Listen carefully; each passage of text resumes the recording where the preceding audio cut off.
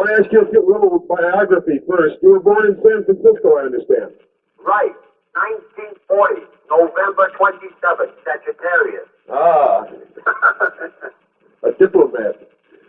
And you moved to Hong Kong shortly after? Yes, when I was 3 months old. 3 months old, you moved to Hong Kong. Yes. And you were educated in Hong Kong? Partly, when I was, up to around 18 years old, I moved back to the States, and I was attending the University of Washington in Seattle. I see. What was your major? Are you ready for it? Yes. Philosophy, man. Beautiful. I understand you were a child actor in Hong Kong. Yeah, I started acting when I was around 6 years old. What kind of things did you do? Well, mainly unimportant things. They're very important to me. For instance, up to around when I was 18 years old, I did something like, a co-starring role. Other than that, it's kind of like, not that important. Were you in things with your father? Well, no, not really. My father was in the Chinese opera. A completely different thing, and I never did like that, Yeah. I rather like, to watch the Lone Ranger, I understand your father was fairly famous in the Chinese opera. Yes, he was. Is he still alive? Oh, he passed away in 1965. What was his name? Lee, L-E-E, and then H-O-I, C-H-U-E-N, so wait a minute, C-H-U-E-N, that's right, Chuan. I see. How many languages do you speak? Well, Cantonese, Yes. English, and a little bit of Mandarin. I see. And you make your films now in Chinese, I understand. In Mandarin, yes. In Mandarin, they're made. Yes. I see. Was your mother in the theater too? No, she isn't. No? No. What is your nationality? What do you feel your nationality is? U.S., of course, because I hold a U.S. passport. I see. And, as soon as I finish with all these, things here, I would like to move, back and, just stay there, You will move back to the U.S.? Yeah. May I ask, what is your height? How tall are you? 5'7.5". 7.5. And your weight? 140. 140? Yeah. And you don't have to answer this if you don't want to. What is your religion? None whatsoever. None. Do you believe in God? To be perfectly frank, I really do not. Okay. Did you ever have any other jobs besides being an actor? Yes. I was teaching martial arts. In the United States? Yes. In San Francisco or Los Angeles? Well, I had 3 schools, one in Oakland, one in Seattle, and one in Los Angeles. And then later on, I just closed them, and just taught private lessons. What were they called? My type of martial arts. Well, you're in Jeet Kune Do? Yes, exactly. I see. Is that what the school is called, the Jeet Kune Do school? Well, actually, I do not believe in school, I don't know whether you have read my Black Belt magazine article. Yes, I have. You have. Well, more and more I believe, here is you have 2 hands and 2 legs. And the thing is how to make good use of yourself, and that's about it. Style kind of restricts you to one way of doing it, and therefore limiting your human capacity, I see. You said in Black Belt that man, the living creature, the creating individual, is always more important than any established style. Does this mean that you change your style all the time in karate?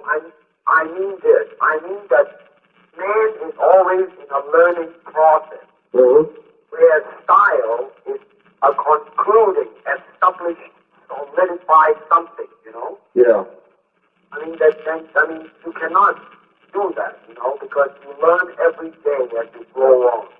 When did you begin studying the martial arts? At what age? When I started? Yes. 13. 13. Did you study with any famous sensei? Well, I studied under YIT-MAN.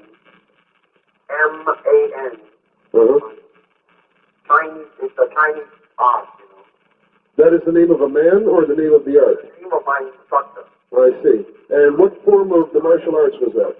The style is WINT and then CHUN. Uh-huh. And is that anything, is that a Chinese form of karate? Well, actually, you cannot call it a Chinese form of karate because karate came after the Chinese Uh-huh. kung fu. I mean, it's Chinese kung fu, actually. Oh, it's kung fu. Yeah. Oh. I mean, all these, karate and all these things came after that. I see. Have you ever been married? Are you married? Oh, yeah, definitely. I got 2 kids. You do what you do. How long have you been married? Oh, I've been married now for around 9 years. 9 years. What is your wife's name? Linda. Linda. Is she Chinese or American? She's American. She's American. What are your hobbies? What do you do to relax? What do I do to relax? Yes. Work. and work out and doing the things that I want, like taking movies and things like that. How many hours a week do you spend practicing Jeet Kune Do? Average around 2 hours a day. About 2 hours a day. Yeah. Is there a difference? You said something in the Black Belt article that there's no difference between a Japanese martial artist and a Chinese martial artist who come to Jeet Kune Do. Could you explain? Well, you see, like many people that come to an instructor, most of them, they say, hey man, like, what is the truth? Would you hand it over to me? So therefore, one guy would say, now, I'll give you my Japanese way of doing it. And another guy would say, I'll give you the Chinese way of doing it. To me, that's all baloney, because unless they are men with 3 hands, or they are men with 4 legs, they are a different way of doing it. But since we only have 2 hands and 2 legs, nationalities don't mean anything. I mean, these, you can say there are different approaches, We certainly must not limit to one approach. Yes. We must approach it with ourselves. Art is the expression of ourselves. Whereas if you go to a Japanese style, then you are expressing the Japanese style. You are not expressing yourself. You also say that life is a constant process of relating in talking about Jeet Kune Do. Yes. What do you mean by that? Well, you see, because, for instance, when I see a Japanese martial artist, I can see the advantage and I can see the disadvantage. In that sense, I'm relating to them, you see. And man is living in a relationship. And in relationship, we grow, you see. Yes. But this philosophy that you have, doesn't it go against much of what is taught in martial arts by normal instructors? Well, I guess because, see, most of them, they are so doggone stubborn, Yeah. I mean, 200 years ago, I am taught like this, therefore, if you maintain that type of attitude, I mean, you had it. I mean, you will be still back in, we will never grow because, learning is discovering things. It's a constant discovering thing. Whereas if we follow the old method, it is a continuous repetition of what is being handed down several hundred years ago. You said that at age 18 in 1940 you returned to the United States. You came back to where, Los Angeles? In where now? 1958, you came back to Los Angeles? 1959, I went to San Francisco first. And then I went up to Seattle. Oh, that's right. Then you went to school. When did you become a professional actor? That's a very funny story. See, because when I went back to the States, I really didn't think, I said, here I am with a Chinese. Not prejudice or anything, but really in realistic thinking. How many times in film is a Chinese required? Right. And when it is required, it is always branded as a typical, type, you know what I mean? Right. So I said, hell with it, However, in 1964, in Long Beach, it's a I gave a demonstration. Uh-huh. And at that time, William Dozier was doing the Batman and, and he saw it. So, he signed me up, and I did the Green Hornet, and then I went on and, did that Long Street. Now, how long did the Green Hornet series last? It lasted for one season. That's all. I thought it was longer than that. Yep. And then it went into rerun in the Orient and did much better than it did in this country, did it? Well, in a way, it established me here in Hong Kong. Uh-huh. Yeah. And then you stayed in the States, did some Long Street episodes, and then... Did you see the one that I taught James Franciscus? No, I didn't see that. I heard about it, though. Chance to, Yeah. When you get a chance to, ask Paramount to show it to you. All right. Because it's worth seeing, really, because, that one, Sterling Silverphone, him and I, we sit down and we wrote that thing together, You and James Franciscus? Yeah. The first one. It's called, in fact, the name is called The Way of the Intercepting Fist. That's the name of the episode. Oh. Okay. They asked me to go back, to do a television series. Warner Brother was committed, they were offering me $25,000 to hold me to do a television series. This was after Green Hornet? Do it, Uh-huh. Then I went back to Hong Kong in 1971 and did a movie called The Big Boss. Right. And the damn thing just broke the all-time record. Now, Big Boss was produced by Raymond Chow? Yes. And the director was Lo Wee? Yes. How much did the film cost to make, How much it cost to make that film? Yeah. Very cheap. What is very cheap? Around 500,000 Hong Kong, which is like less than 100,000 US. And how much did it make? What was... It grows in Hong Kong alone, around 500,000 US. Wow. Now, so it broke all-time record, and then, all the time before, Chinese scripts were kind of like, unrealistic and really, overacting and a lot of these jumping around and, not, well, anyway, all in all, it's not real, you know what I mean? Uh-huh. So I came back and I introduced some new elements to it, which is like, when I kick, I really kick and, and all that, well... Isn't that dangerous? Let me say this. Ultimately, martial art is expression of oneself. Uh-huh. And in your films, do you express yourself? Huh? You express yourself in your film? Yeah. Honestly, and as much as I can, Uh-huh. I did that, and then it was a huge success. And then the second... Wait, before we leave Big Boss, where was Big Boss filmed? Was that filmed in Hong Kong, too? Oh, it was filmed in Bangkok. And so the next one came out, and it broke the first one by over a million. Now tell me, who was Lo Wee the director on Fist and Fury? Yes. And was Raymond Chow again the producer? Huh? Was Raymond Chow producer of Fist and Fury? Who produced Fist and Fury? Today, we're shooting today on location. Uh-huh. And it's called Enter the Dragon. Enter the Dragon. And it's my company that is producing it, and I'm directing it. Uh-huh. And before we leave Fist and Fury, how much did Fist and Fury cost to make? The Fury is around 800,000 in Hong Kong. Which would be, what is it? Over 100,000. Under 200,000 US. Uh-huh. And how much did that gross altogether? It grows close to $1 million US. 1 million. Hong Kong alone. Now, where else will it play besides Hong Kong?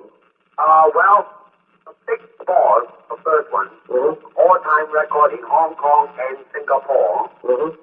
In Thailand, Fist of Fury is doing the same right now in Singapore. Ah. And this one I'm doing now,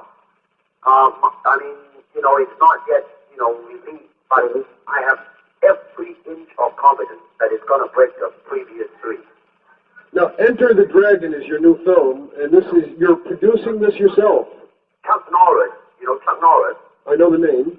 Well, he is also in it. Uh-huh. He's on the location in Rome. What is the plot of Enter the Dragon?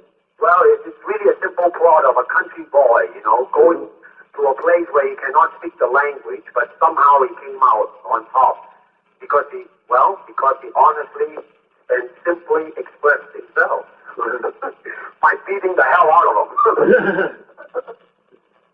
And listen, say, I gotta go now because my lunch break is over.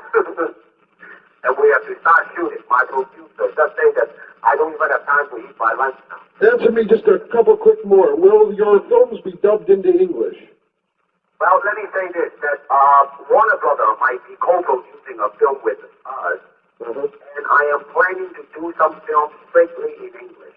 And I really have a feeling that it's just a matter of time that it will reach the States. I see. You know, the Italian flicks, you know, like Clint Eastwood type of a thing. And in the article in Black Belt, it said that you had been challenged by a lot of people who wanted to make their reputation by beating Bruce Lee. Is that still true? Oh, yes. Every damn day. In fact, the one who challenged me became a movie actor himself. Who's that? Company beginning to hire him, you know. And then, of course, somebody, you know, he was punched out by somebody after the film. They got into a fight. I mean, people challenge me, right? Right. They don't like it, so somebody else challenged the guy who challenged me. I mean, it's like that type of a thing. Do you enjoy being an actor? Yes, every inch of it, because it's my way of expressing myself. You know, I mean, it's a phenomenal way, which is it never happened before. Like whoever, you know, got me to sign a contract with another company, they will be getting, as a middleman, they will get 10 grand US. Can you believe that? I mean, it's getting to be like, I don't even believe it myself. Really? How has your life changed? Have you changed since you've gotten successful? I understand you're a cult figure in Hong Kong. You're very famous there. Well, it's changed in the sense that it's like I am in jail, you know what I mean? Really? Like what? I am like a monkey in the zoo, you know, people looking at me and things like that. And basically, I like simple life and I like to joke a lot and all those things, you know, but I mean, I cannot, you know, speak as freely as I, you know, could before because misinterpretation comes in and, I mean, you know, all kinds of things. But it hasn't changed me, basically, because I know that in my process of being born and going to die, something happened which is breaking some record. I mean, which to me, it doesn't mean anything, you know. I mean, it's just something that happened.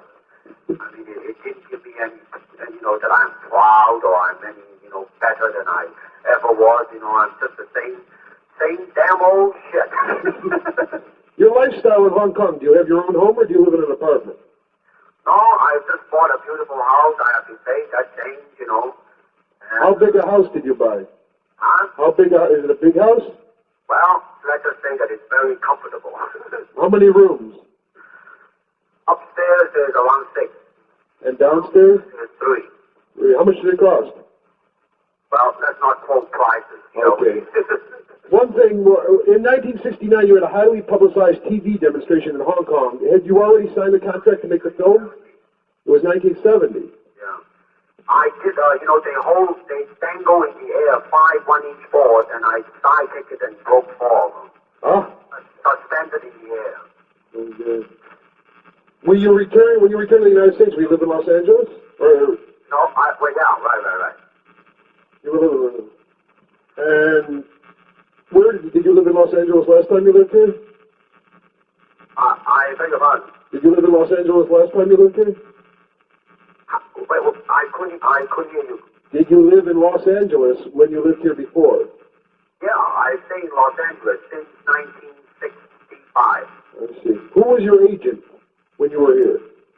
I really didn't have agents, you know, in the sense that most of them, you know, through my teaching that I got my job. Oh, I see. Through your teaching. Yeah, I was teaching like, James Coburn, Sterling Silverfond, Steve McQueen, and all those guys. You were teaching them Jeet Kune Do? Yeah. And this was when you were acting or before? It was during and before. When you were doing the Green Hornet series or before? During the Green Hornet.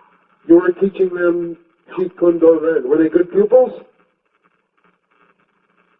Hello, were they good pupils? Well, yeah, they were all right. I mean, I see. Do you still do that? Or now you're too busy? Oh, I could because, I have to work every day. In fact, listen, I got to make it. Okay, on this film you're working on, are you director? My producer is using, so kick the hell out of me right now. In Enter the Dragon, are you the director? Yes. And the actor star? I'm the actor, the producer, and the whole bit. Did you write it? Yes, I clean played it. Are you producer? Yes. And you star in it, I see. Yes. Okay, when will that be out? It will be out probably Chinese New Year. When is that? Hey, by the way, Yeah. how did you come to think of writing an article in Esquire? I mean, how? I wrote an article for another magazine about karate and heard about you, and then I mentioned to somebody at Esquire, and they liked the idea, so they said, go ahead and talk to him. Hey, listen, when it is out, could you mail me one? Yes, for sure. Do you want me to send it to the Kowloon address? Yeah, send it to the Golden Harvest. Right, right. Is that the name of your production company? Is that your company, Golden Harvest? No, not that one. What is the name of your company? For now it will do, What is the name of your company? Concord. Concord, right. Yeah. Hey, when will it be out? I hope probably in the fall. In the fall, huh? Yeah. Okay, man. Very good. Thank you for calling. Well, thank you very much. I gotta make it. Okay. Good luck and all that, okay? Thank you. Goodbye.